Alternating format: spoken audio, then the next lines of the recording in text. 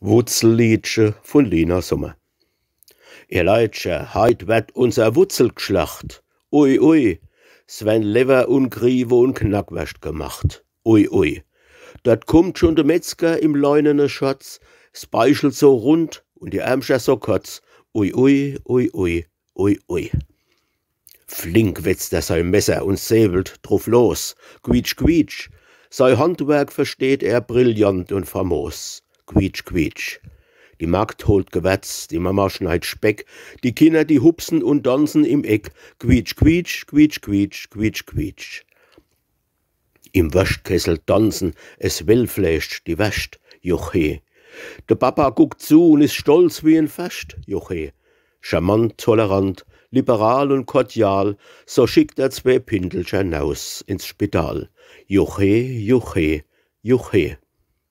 Und kommt dann der Winter, so kalt und so lang, oh mei, da wird's uns nicht Angst und da wird's uns nicht bang, oh mei.